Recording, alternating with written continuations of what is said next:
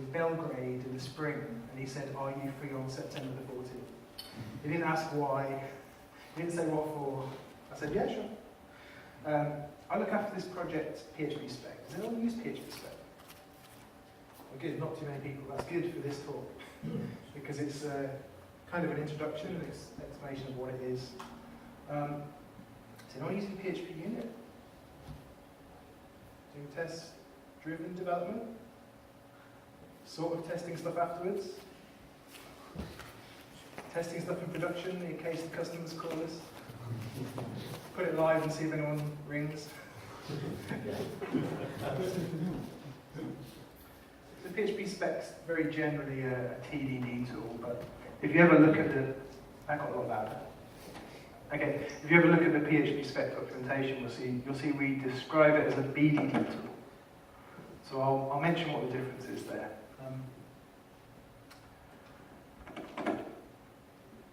If you Google, if you look on Wikipedia for a definition of BDD, you'll find the one that Dan North came up with. Dan North's the guy who came up with this BDD concept. And he resisted making a proper definition of it for a few years, because he said it's just like a thing we do. But he got pressed for a definition, so he came up with what I think is a kind of slightly facetious, long definition. The BDD is a second generation, outside-in, pull-based, multiple stakeholder, multiple scale, high automation, agile methodology. You'll notice I couldn't fit that on one slide. But people who've heard the phrase BDD will often think it means end-to-end testing because of tools like BHAT. But the point of BDD is it's multiple scale. So BDD is something you can do on your user story level and automate with acceptance tests. It's also something you can do on the unit level. It's something you can do with your classes to design them better. This Keo's got a much better definition of what BDD is.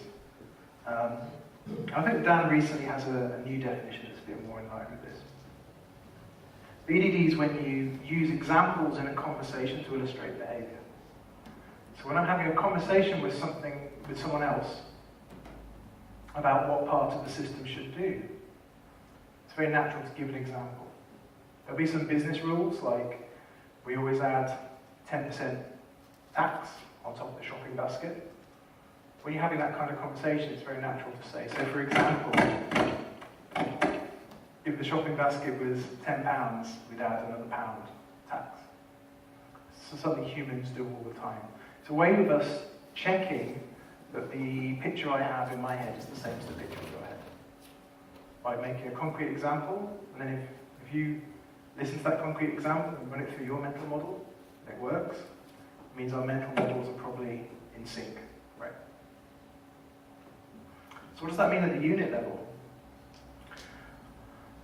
There's this thing called test-driven development, mostly popularized by Ken Beck, I would say. He had a great book called Test-Driven Development. And the way you work in TDD is you start by writing a test. Before you write any code, you write a test that validates how the code should behave. And after you've written that test, you write some code that passes the test. This is an amazing idea. This is an idea that if you're a developer not doing it, it'll change your life if you start doing this. But Dan North, who I mentioned, Dan was teaching people this kind of technique when he was working at ThoughtWorks in the Java world. And he found there's a problem when you try and teach people this, because you start by saying you write a test first. And that kind of sounds wrong. Just in terms of language, that doesn't sound like something you would do. It doesn't sound like a natural step in the process, right? You think about a test, it's like you go to school and then you learn stuff, and at the end you take a test. When manufacturing, you make something, and then you test it at the end, right?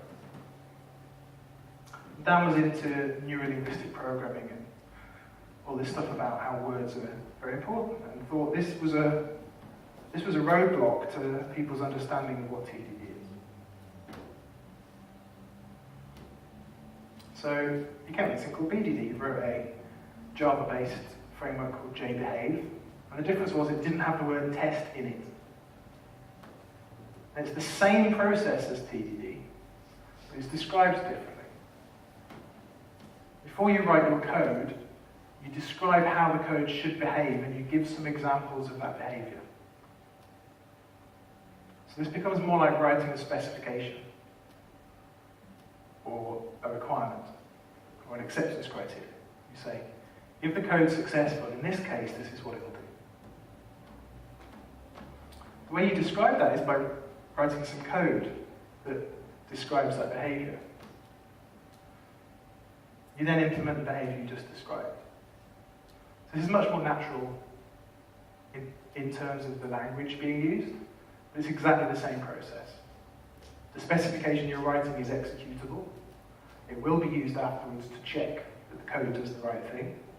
But instead of thinking about it as testing, you're thinking about it as describing something, and then later having an automated way to check that it fits the specification.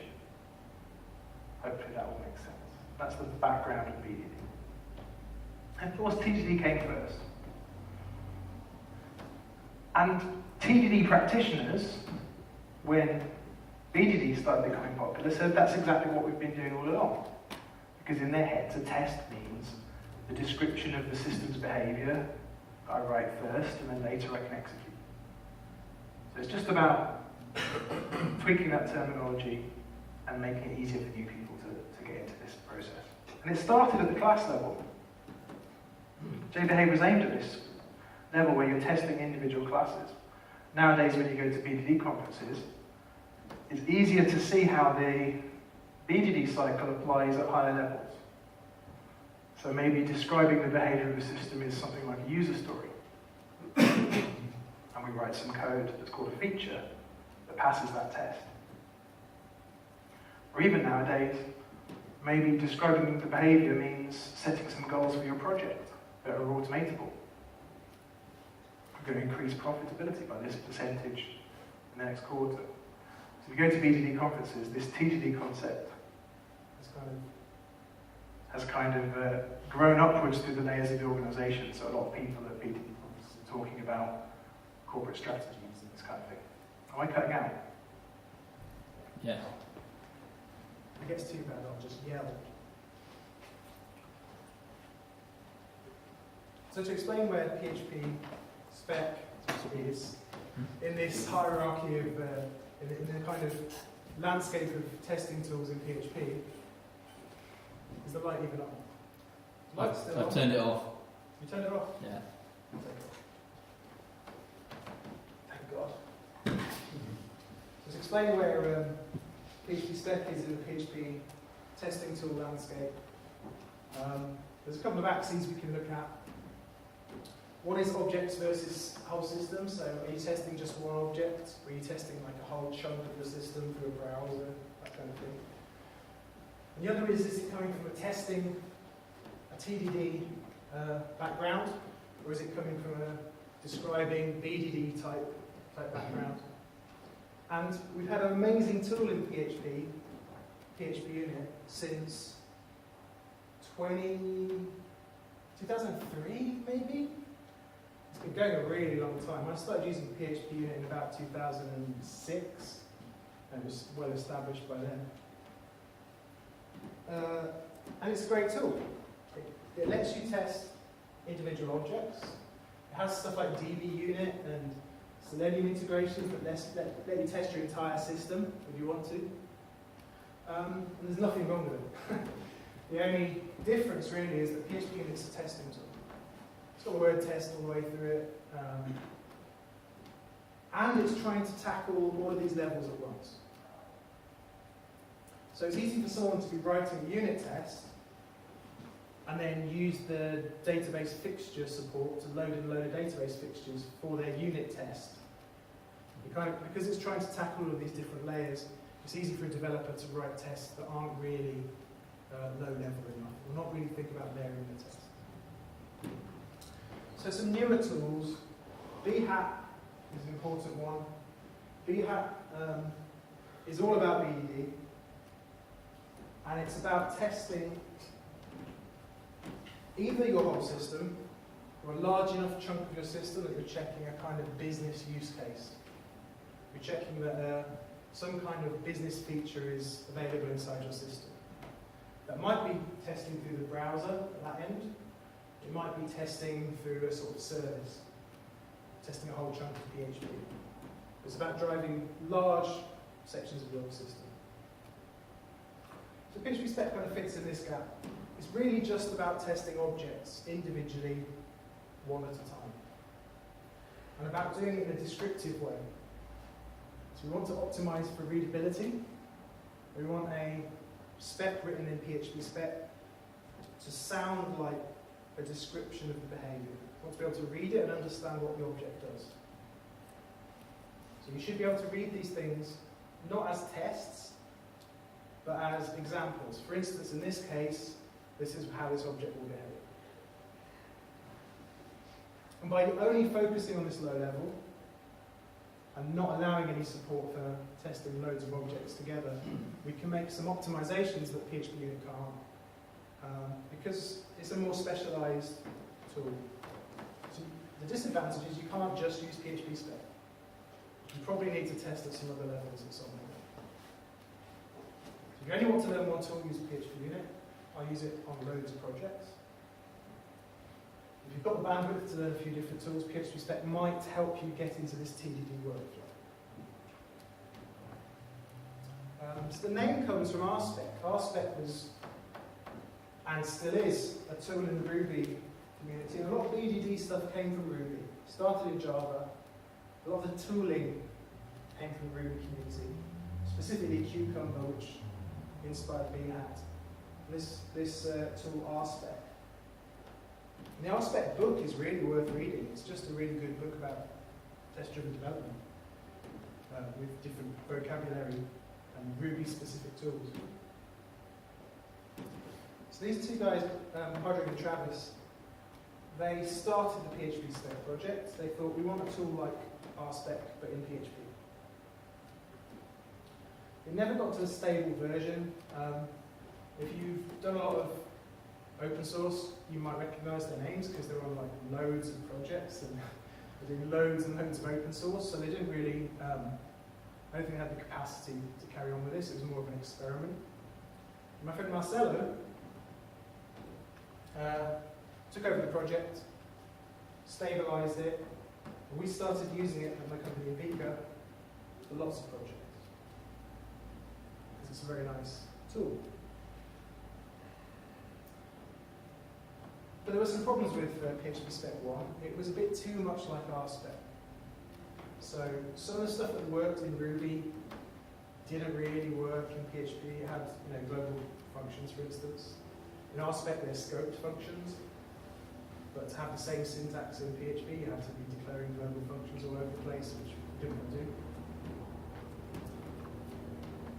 do. PHP Spec 2 was a rewrite by Marcelo and Everzet, who also wrote EHAC. It was a ground-up rewrite and no PC, so really they should have changed the name. It's a completely different project, but we kept the PHP spec.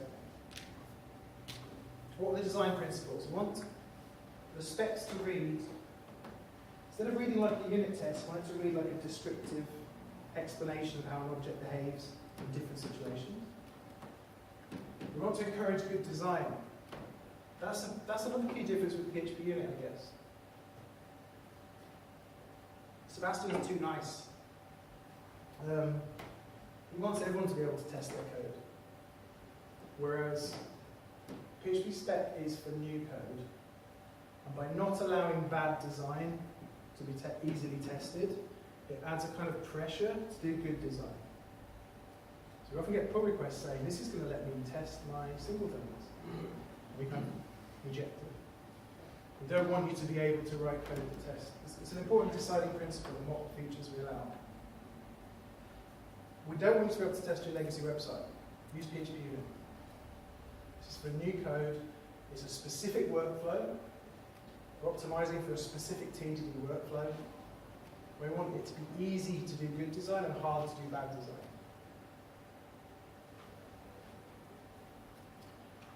I got involved before version 2 We've been using the rewrite at our company for ages, and we were tagging dev master in a lot of these projects, which is okay because it's a testing tool, it's not getting deployed anywhere, but that annoyed me. And there were some bugs and stuff, so I got involved, fixed loads of bugs, added lots of new features, and helped out with the version 2 release, along with a lot of other people. And about version 2.1, I became the lead maintainer. So that's the boring stuff. It's easy to install, you just install the composer. The important thing is you have to have an autoloader.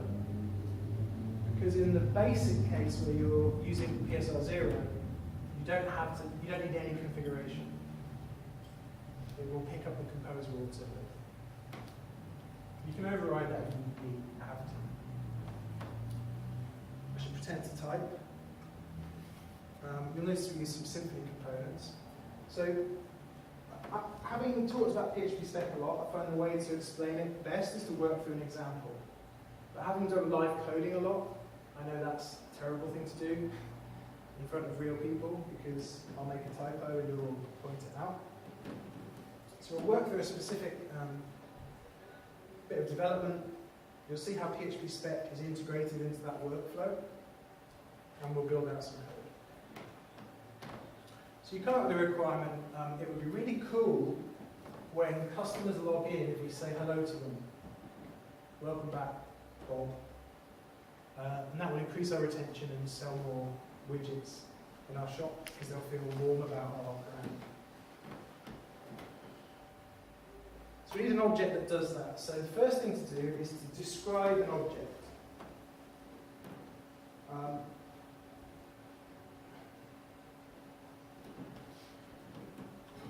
So we need a specification, but writing boilerplate is boring.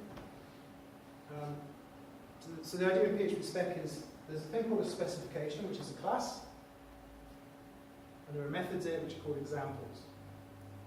And because we expect you to be writing,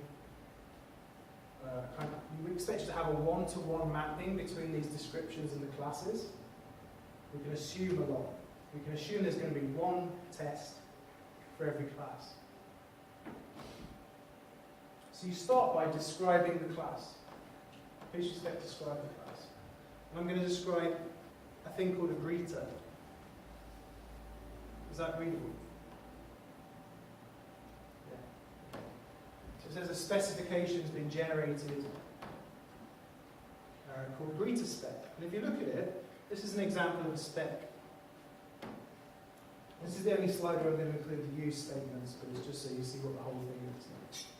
It's in a namespace called spec, hello world, and it's called greeter spec. So PHP spec is going to assume this is a specification for a class called hello world greeter. You don't have to explicitly say that in the specification, because this is the only use case for PHP spec. We're not using it for testing lots of objects together.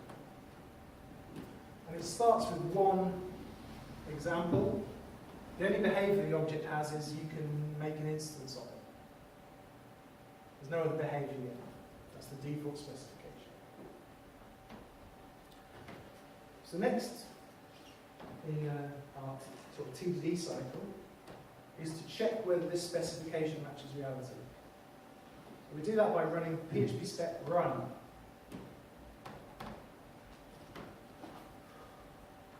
So when I execute PHP spec, it says,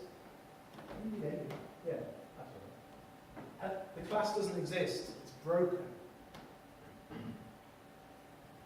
One spec ran, one example ran, one example was broken.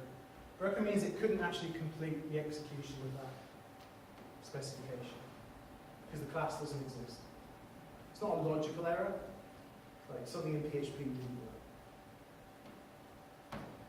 That's a good example of a failing test. We have a design principle that if something's broken, and there's only one way to solve it, the tool should be able to do that for you. So the tool will say, do you want me to create that class for you? It failed because the class doesn't exist. There's only one way to solve that. realistically, unless you've made a typo, there's only one solution. Do you want me to generate that class? So if I hit enter, you'll see it says the class was created, and then the test suite executes again. This time it's all green. One step, one example, one pass. Remember, the only example is this object exists and can be instantiated. And the generated class is nothing impressive. And that's templated. If you've got loads of stuff you need to include at the top of your class, you can have a per project template for that. Oh, I should have said at the start, because there's not loads of people who've got questions, just ask them during the talk. So if you want your at all for me at the top, you can template. So why do we do class generation and stuff? I was talking to Sebastian about why PHP Unit doesn't do it, and he just hates code generation. We do it not because we think code generation is good, but because it's a way to trick people into doing it this way around. So by having this convenience of generating the class for you, it gives you an incentive to write the test place. So it's not, the aim of the project isn't to be a code generator. The aim of the project is to kind of brainwash developers into writing tests first. And then as a byproduct, we'll do some code generation to kind of encourage you to do it. So now I have to think of some behavior for this object. It's not a test case, it's an example. So for example, when it greets you, it should return hello. You might be in a pair programming situation. But you should think of this as you're explaining something to someone. You're explaining this to yourself next week. When it greets someone, it should say hello. You express it like this. It greets by saying hello is the title. I say this greet should return hello. So in this context, this, in the human language context, this represents the object we're testing. Obviously in PHP this means this test case. And it gets proxied through to the real object, and the value that comes back from the real object gets wrapped in something. It's trying to be descriptive. When I call get, when I call greet on this, it should return hello. So when I execute this, it's broken again. Broken means something fundamentally went wrong. There's no method called greet. Do you want me to create greet for you? Yes, please. That's a different colour. I don't know if it comes across. It does though. That's red. Nothing broke while we were doing the test, but it returned null. It didn't return hello. So I said when I call greet, it will return hello. Instead, it returns null. That's because the generated method doesn't have any logic in it. This is the first kind of logical error. You said it would return hello, it returned null instead. So what do we do next? Maybe I can write some code now. So I've been writing tests until now. That's optional. You could modify this to return hello. There is a flag called --fake. It's an option because some people think this is weird. But if you run it with the fake option, it'll say, do you want me to make greet always return hello? And if you say yes, the test passes. That's a very common case. Ken Beck calls it fake it until you make it. So when you've only got one test that says it returns a particular value, you should hardcode that value and keep doing your until you do so. The generated method says something. Again, this is a trick to make you do it test first. And you can turn that option on so it always offers that. It only offers it if there's no code in the method yet.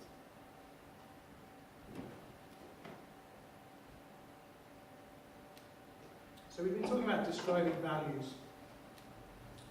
Describing values that come back from the method. And we saw should return. There's a bunch of others built in. You define your own. There's a lot of synonyms for should return, should equal, should be. You can say the result of this method call should have this type. I've noticed that you're talking about a specific method call. In the example, it didn't take any parameters, but you can say the sum of 3 and 3 should be 6. There's some fuzzy ones that I'm not sure are good practice. I'm not sure we should be vague about return values or methods. But there's some stuff like matching regexes, saying that an array contains a particular element. Also some advanced ones. When I say get user should be admin, if an object comes back from get user, it will call is admin and check it's true. If I say has logged in user, it will call, sorry, if I say should have logged in user, it will call has logged in user and check it's true. Some people don't like that because it's a bit magic, so that's optional. And all of these matches have negative versions. You can say should not equal, you say should not return, should not contain. That's all done with stuff that basically makes it absolutely impossible for PHP store to type in these things, unfortunately. So our number one frequently asked question. Because we're trying to be descriptive, you can define your own matches. The result of getting response data should have a JSON key username. Like an inline, define an extra matcher that checks that some JSON has a particular key. Or in fact, I can make an object that's a matcher and register that in PHP spec. So you can have your own kind of assertions built into it.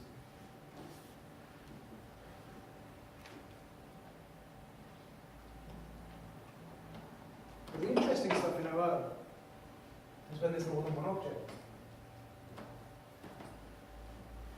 So often we want to describe how objects interact with each other.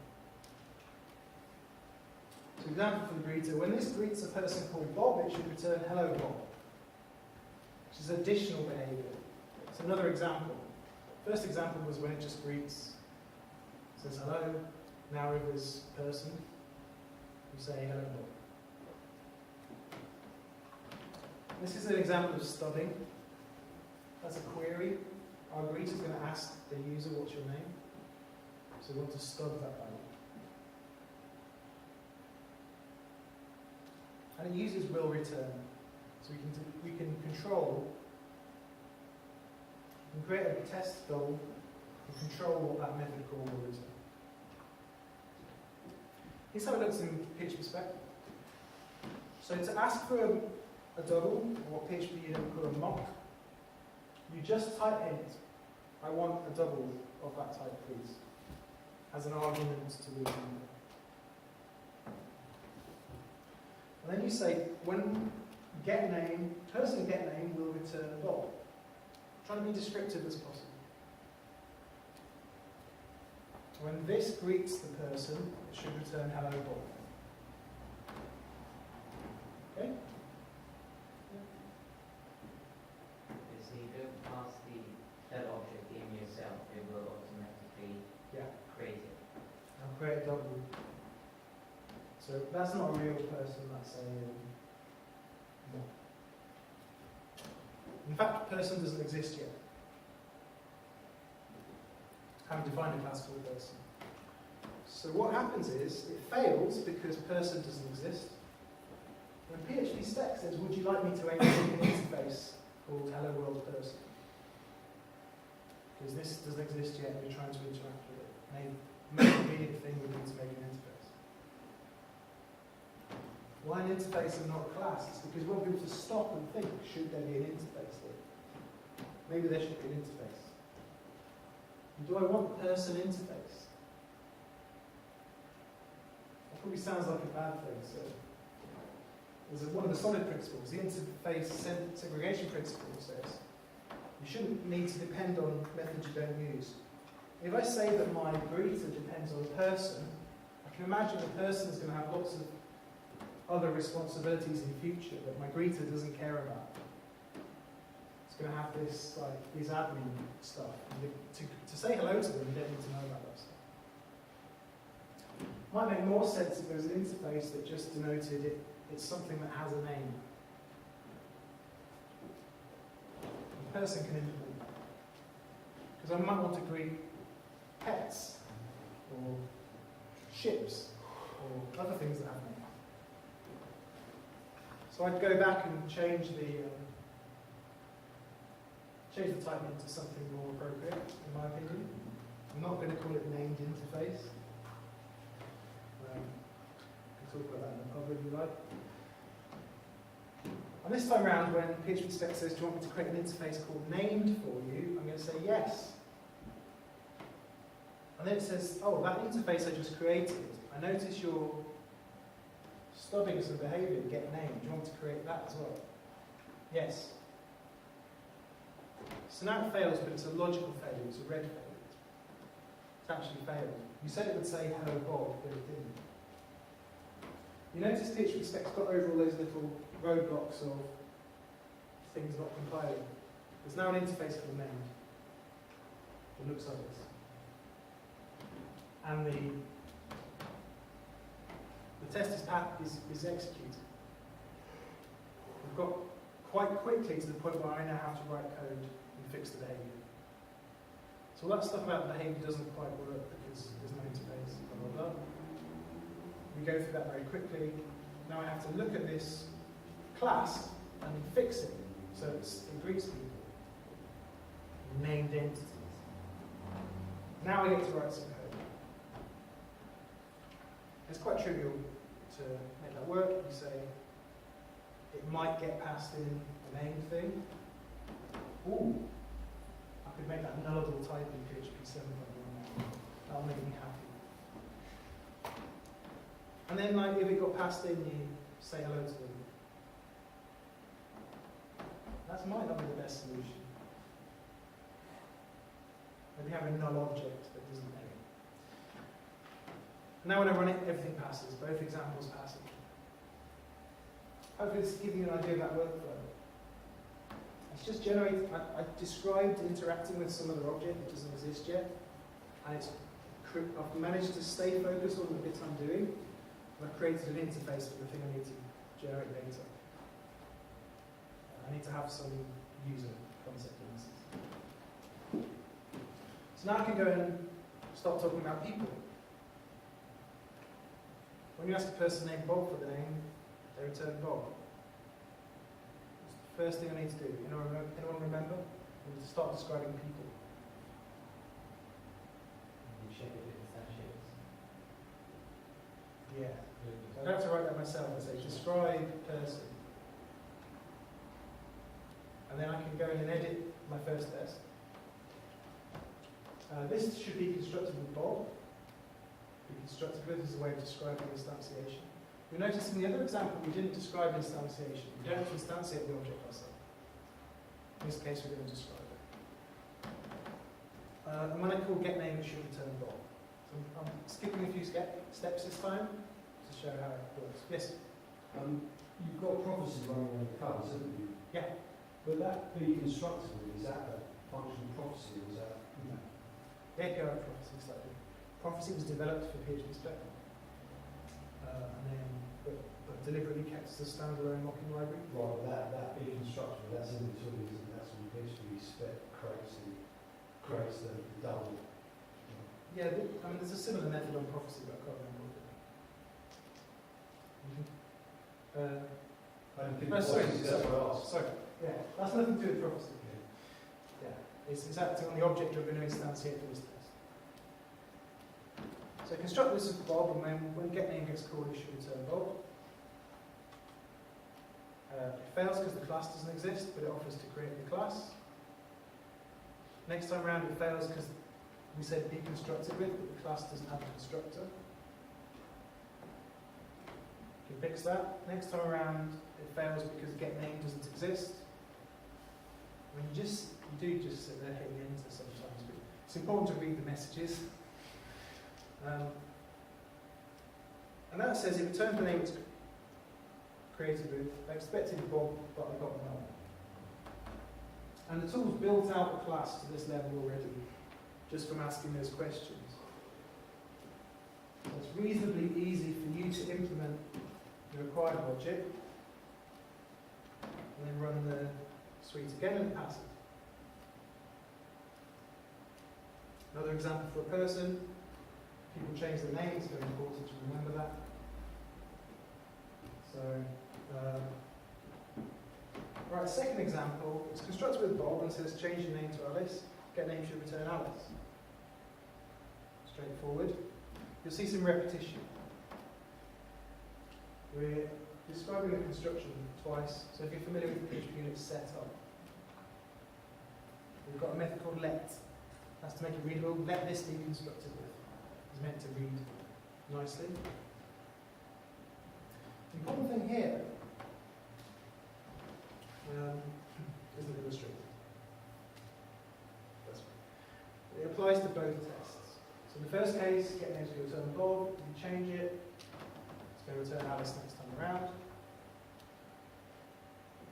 Do you want me to create change name to? Yes, please. I expected Alice, but I got one. I'm trying to spend more time in the speculating mode than I am in the solutionizing mode. I'm trying to encourage developers to launch straight into that descriptive mode without thinking about the solution first. So one of the biggest challenges when you start with test-driven development is you can kind of nudge yourself into writing the test first. It's a lot harder to nudge yourself into not thinking about the solution before you write the test. A lot of people will think of a solution, resist typing it in, write the test, and then write the solution they first thought of. That really influences the test. The more you do this workflow, the easier it is to just start with an empty slate and write a description of what the code should do. So change name to got generated. It's easy to implement the logic.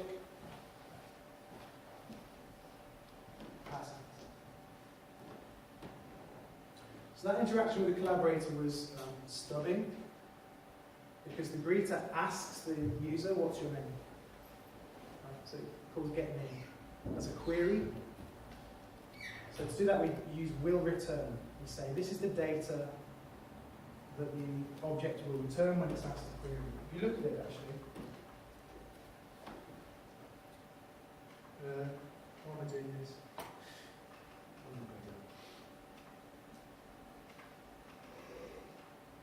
If you look at our previous description of the greeter, we're saying when you greet someone called Bob, you'll say hello, Bob. And the test bit of that example is when you ask him to greet it, it returns hello, Bob. That's nothing to do with the collaborator. So we're saying the collaborator is going to return this data, and then something else will happen. That's called stubbing. Sometimes the outcome of the behavior you're describing is some method gets called. The behavior we were describing before was the return value of this method is hello Bob. Sometimes what you care about is a method is called. You care that the invoice is approved. You care that the record's saved to the database. You care that something's logged. The test should fail if the method isn't called. So an example, every time you say hello to someone, we should log that. For some reason. I don't know what the reason is. This is a case where there aren't any secondary outcomes we can test. We care that the log gets written to. So we've got two options in PHP spec. We can either use a mocking version, which is more familiar if you've done PHP unit, or we can use a spy, which arguably is a neater syntax, but isn't less. And the difference is just should be called or should have been called. If you use PHP unit, you know that you set expect at the top of your test. You tell the mock something's going to happen in the future.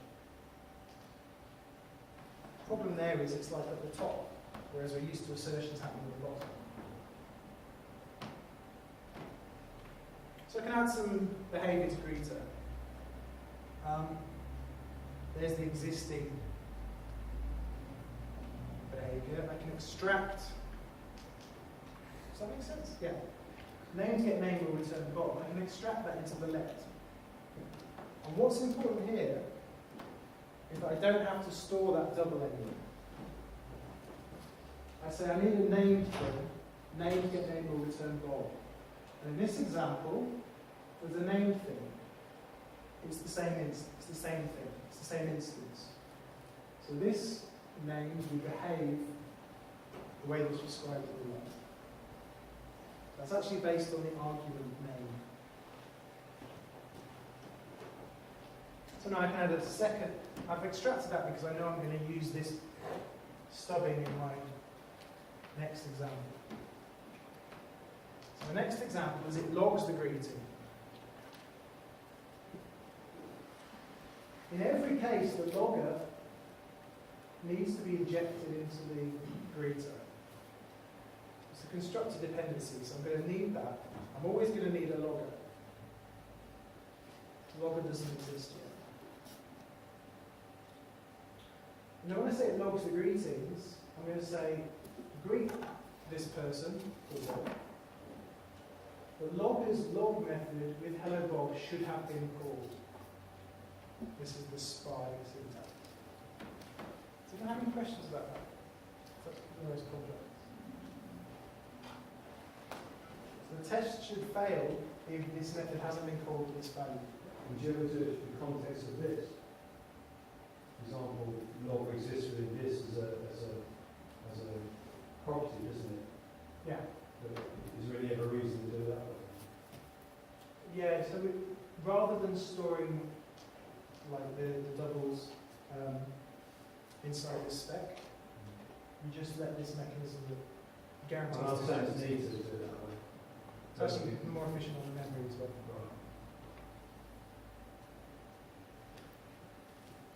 And the fact that the expectations auto check breaks, we can try and do it yourself through properties. And that, to be honest, that's less readable. Like all that stuff at the top. I'm trying to make these descriptions that someone can read and try and understand what is this stuff. When I greet this person, hello Bob should have been called on the logger. Test should fail if that doesn't happen. So obviously everything fails because I've said it gets a logger in its constructor and that doesn't exist, but it offers to create an interface as before.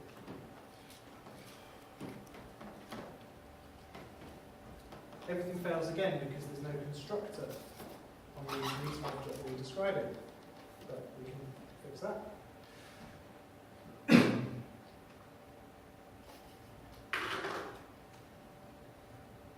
My docs appeared, that's not the same, is it? Ah, we're calling a method log on this interface that doesn't exist yet. You've got a password. What? It's not on my screen. Wow. Not right now, thanks.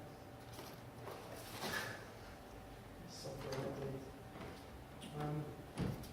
You've got a method that we're calling on this interface that doesn't exist in the interface yet. Do you want to add it to the not a method, sorry, a method signature. It's abstract. Okay, now it's failing. You said that this method log would be called with this exact value, and it wasn't called. If you look at the class, you'll see that a lot of stuff's been added. There's a constructor now, it wasn't there before. So I need to add some stuff. I need to, this is a logger, I should probably add a type int. I need to capture the logger. And then somewhere in here, I need to log the greeting whenever I greet. Very straightforward. And then all the text pass. So what's the point? The point is I started using this tool. I didn't write this from scratch. I started using it 2 years ago, and it made me much better at development, honestly. I was doing TDD, but it was such a nice way of working that I felt like I had to kind of swarm into the project, take it over, and make it even better. And it guides you towards building stuff the right way. What have we built? We've built a greeter object. We've defined a logger interface. We haven't had to go and, like, this is often a problem with TDD. Do I go and, like, make that bit next, or do I stay where I am? Haven't had to worry about that. We've defined an interface. Tests all pass. Sometime later, I'm going to have to write something that implements that interface and actually log stuff. We defined a named interface, and we also did some work on the person who's going to be implementing that interface. We can also ask PHP spec to explain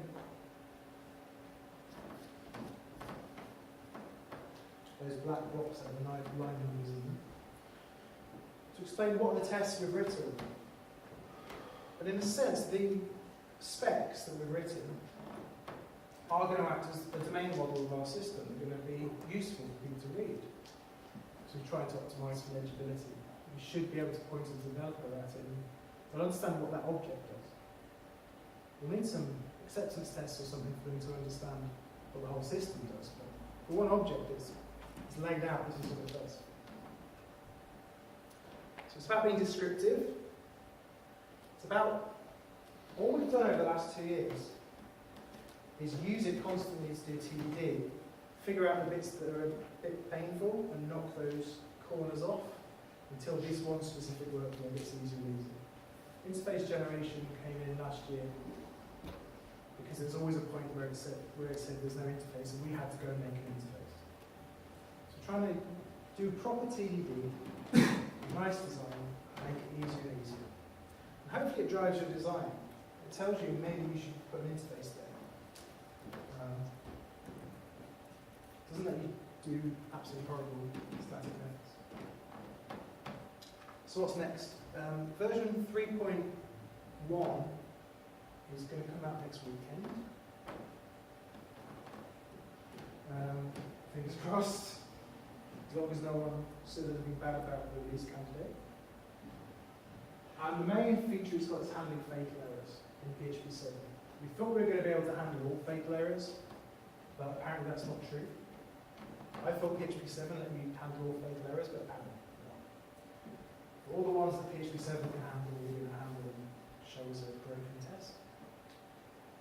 We've got a plan for 3.2 for how we're going to handle the other ones. Interface implementation is something that a lot of people have asked for. I want to be able to say this object implements this interface. When I run a test, it should say, do you want me to make the object implement that interface for you? And put stubs in for put in all the methods that interface has. And when people have massively crazy composer autoloaders, at the moment they have to make a PHP spec config file that reflects that weird file layout. We want to look at whether we can read that from composer and kind of auto-detect. It should be possible. And that's it. I'm Ciaran. I look after PHP spec. I organised a meetup in London called BDD London, which was a BHAT meetup, but we went for about 9 months where none of the talks were about PHP specific stuff, and it was all about best practices and workflows and working with other people. So we renamed it and got more speakers now. So that's far away, but you can come to one of them.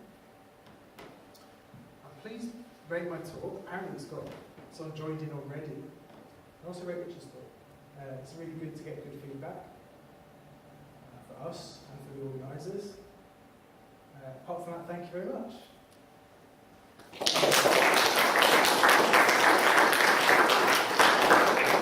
What time are we meant to finish? Can I take questions? Yeah, anyone got any questions? Yes? I mean, do you have any concessions within it for mixed environments? So, you know, legacy code, you've got loads of PHP unit tests. You want to bring in new classes and new PHP spec, and you want to run the test suite as well. Integrate a whole.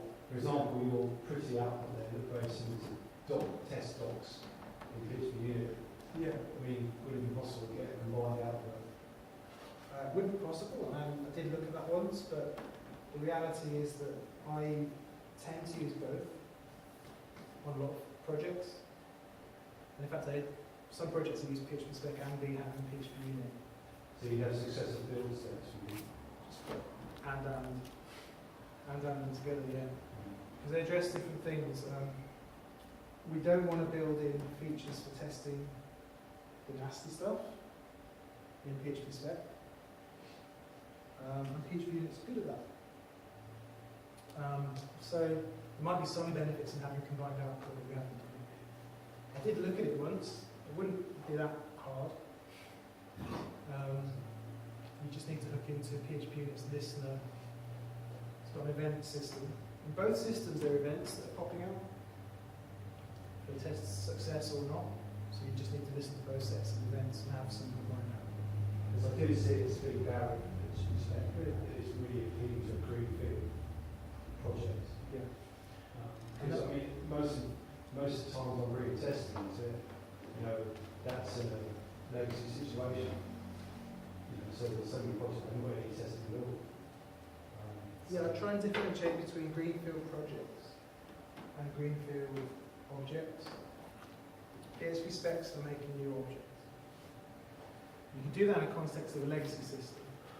And take 1,000 lines of procedural stuff and say these 5, we can make that a method call. Make a nice new object in that spec.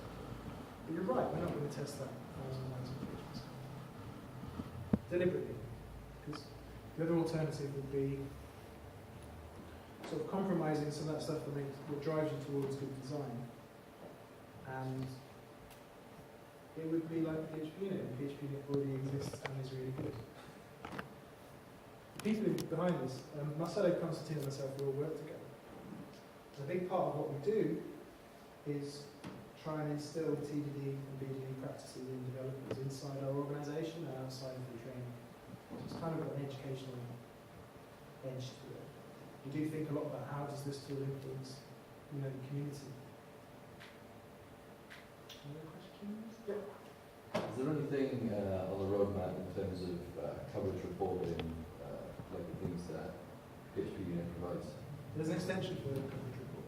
Okay. It's never going to be in core. It's quite easy to install. Another thing, code coverage reports. Code coverage reports are really good for beginners. It's really good for a legacy system. I use it on. I remember popping open a bottle of champagne when the code coverage got above 20% on the system. But if you're doing this workflow, it's going to be 100%. And 100% code coverage doesn't mean you're writing good tests or useful tests. But it's like any metric in any company. Like if you pay too much attention to the metric, it can kill you. Code coverage can be really useful for finding bits that aren't tested. So there's an extension, use that. Works really well. If you really want to find out if your tests are testing stuff, something like mutation testing would be interesting. Someone used Humbug. I heard of Humbug. So Humbug supports PHP unit at the moment. The way it works, the way mutation testing works, is it asks the question, if I changed the code, would the tests fail? So it goes around tweaking bits of your code, changing falses to trues, and greater thans to greater than or equal to's, and a whole set of mutations. And then it runs your test suite and says, did the test suite fail? And that's a really interesting metric, because if you can change the code without the test failing, probably not a good test. There's a pull request open.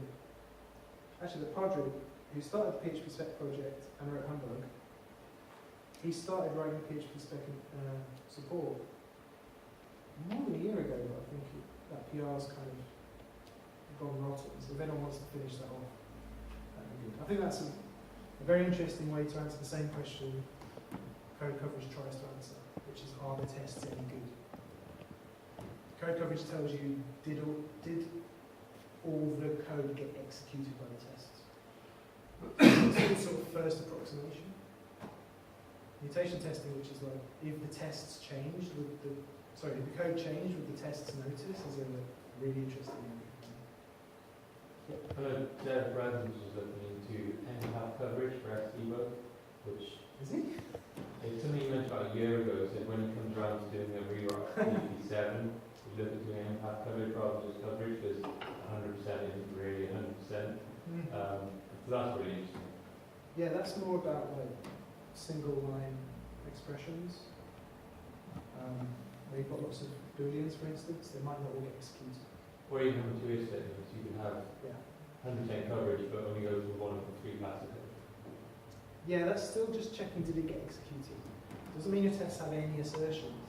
True, but did any, I guess at least you're passing more, testing all the facts. Yeah, it means it all runs, right? So it'd be better.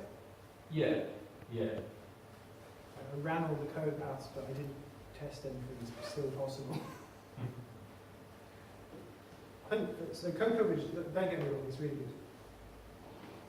When you get to about 90%, turn it off and start doing code review, checking that someone wrote a test that actually makes sense and test. There are some bits of your code you might not want to unit test. For instance, you might do other kinds of tests. Any questions? What are the sort of hurdles that people have come up against that just started out with the tool, people that you introduced to the tool? What sort of things have they come up against generally? Well, a test fails because it says the framework isn't booted. That happens a lot. And a lot of Magento people. You get this error mage, : something isn't available. And there's a Laravel extension, but before that existed, there's a lot of like, Laravel isn't booted, so it's not finding enough facades. That kind of thing. Do you have someone sort of bootstrap or something that PHP would use as well? Yeah, but for this kind of testing, you probably don't want to test stuff that's like bootstrapping your framework anyway. So there are a few extensions. It's quite extensible, PHP spec. You can write an extension that hooks into the DI, the internal PHP spec container, and change stuff. And one of the very early extensions in the Magento extension added stuff like it let you describe a class, so what's called a model in Magento, and also it would generate the XML that has to be there for Magento to recognize the model exists, and those like describe controllers and things like that. A lot of that's been dialed back because the guys using it have realised, I say guys something with two people, I'm not sexist. They've realised that they're not using those things anymore. They're not speccing their MVC frameworks controllers. They're using other kinds of tests. They're using PHP spec for their core domain logic. They're using PHP spec for the bits that are just PHP. The stuff that's doing HTTP, they're running end-to-end tests to check that's all. So the Magento extension is an interesting one because it's kind of almost stopped being maintained because they're not using it anymore. But it was a really useful bootstrap process to get that community using PHP spec. Similar with Laravel, I'm kind of vaguely disapproving of the extension, but I like that it's there because it means Laravel developers can describe their object, even though their object is a static call out to the Laravel framework. So it's nice that that exists, but I'm not sort of getting involved in that. And my hope is that they'll stop using it at some point. And I know for a fact the Symfony extension that Jakub Zalis was writing never got past beta because he stopped caring about that stuff. Databases and models and entities, things like that. So Hugo versus just the pure PHP logic, and what about maintaining multiple different database connections, making test databases, and all that kind of stuff. Wouldn't go for that now. No, so what we're doing in PHP spec, I mean it's quite opinionated. What we're doing in PHP spec will have some concept of a repository. Imagine you've got an entity like a blog post, I describe a blog post repository interface. And in these cases, save should be called in the blog post repository with this object. And that's the boundary of where I'd use PHP save. On the other side of that boundary, you'd need to have some implementation of that interface that actually saves blog posts to a database. And I would probably not try and test that unit test. Because what I care about is if I call the save method some time later in the database, stuff appears. So I'd probably use a DB unit and PHP unit to say when you call save, this record appears. Or even better, when I call save and later call find by ID, the same object comes back. I don't care as much about trying to isolate those things because it's not useful to me that the object calls specific MySQL commands or PDO methods, but those aren't the right ones. I want to know that the whole chain works. So we've got an interface, which is the boundary where your core domain is, the core business domain, and that's the bit PHP specs are interested in. And it's going to encourage you to create that interface. Just for fun, have you ever considered using must rather than should for assertions?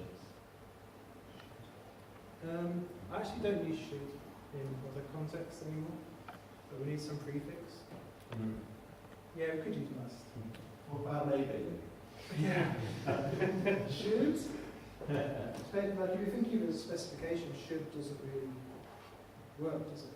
If we should is like if it doesn't, that might be okay if you've got a good enough reason. Yeah, I don't know if you're familiar with Gherkin scenarios, like given when then. Yeah, give man then. There's a lot of debate about whether to use should, but when I approve the invoice, then the invoice should be approved. Yeah. Should it? Or the invoice will be approved? Or the invoice is approved? Yeah, exactly. What tense are you using? But just because it's doing some magic, we need to have some prefix we can hook into. Should say. At the moment, there is a much longer version you can do that isn't magic. Call method on the wrapped object, And you pass the match to the something name. else, and then match with. That's all we need. Cool. Good call. Get asked about whether we should internationalise it. No.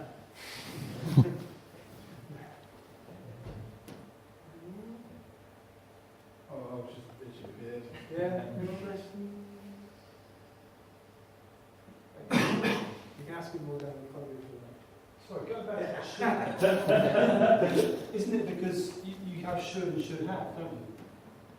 Yeah, but it should. But and should is you set up at the beginning of the test to indicate something hasn't happened yet. Should have is at the end. Should imply. Should that have happened. It should imply that it doesn't have to happen. Yes or no? The kind of future past thing is relevant, I think. It makes You're it talking readable. about the mocks and spires.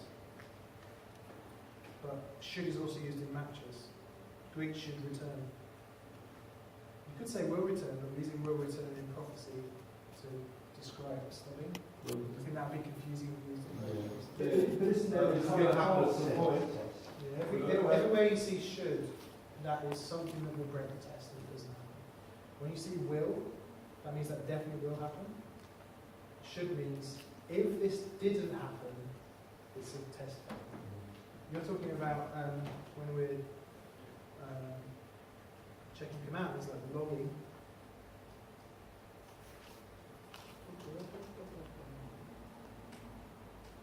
Where I say should have been called, right?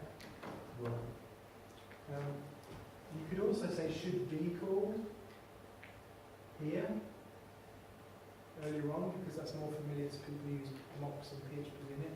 You set it up at the start with an expectation. I prefer to use this style because it's at the bottom. So at the end of the test, here's the thing we're testing. It makes it more kind of digestible. Yeah, like Probably about in a lot of tests you have like should return at the end.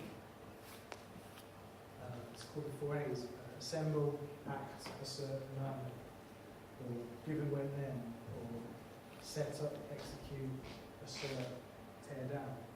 There's kind of structure to it. You set something up and then you say, this is what should have happened. mocking in PHP unit for very good reasons. I'm friends with Sebastian. For very good reasons. It's like, here's what's going to happen in the future, up here somewhere, and then you do a load of stuff, and then there's, it sort of trails off. There's no ending to that story. So, with spies, you get to at the end say, this is what should have happened, and the test should fail if that stuff didn't happen. I've used PHP with a load of dependencies as well, and it can get really, really messy when you have to mark everything and set all the will returns and shoulds. It's just a huge mess, especially if you're setting up in a whatever it's called, your equivalent of a left. Yeah, setup. Setup, yeah. It just gets really lost. I actually think that's somewhere where PHP is better, because we've made it too easy to have. It's too easy for your class to have 7 dependencies that all do different things. I quite like the pain of PHP and its mocking library. Because at some point you think, why am I setting all this stuff up in the setup method? Maybe my design's bad. Yeah, I'll try classes as well. Yeah. So that's, I think that's an anti-pattern in its own right. Yeah, yeah. Yeah, it's a lot easier to get A double because you can just ask for it. And since PHP Spec 2 came out, Prophecy's been adopted by PHP, I think it was in PHP 4.5. So you can use the mocking library. It was designed to be standalone. You can use this syntax, get name will return, in PHP unit if you want to. Just opt into Prophecy. What we know, but we never said the presentation on test smells like you described. And how you can really self-design the class based on the smells you're talking about. Probably. Yeah, you presented it a while ago. Oh, yeah, I think about 6 months ago. it was a year before. It was really, I found a really interesting presentation. We had an interesting experience that PHP Spec was made a dependency of Laravel 5. And there's a PHP Spec YAML in Laravel, so our packages graph sort of. And they got taken out again in 5.2, so dropped down again.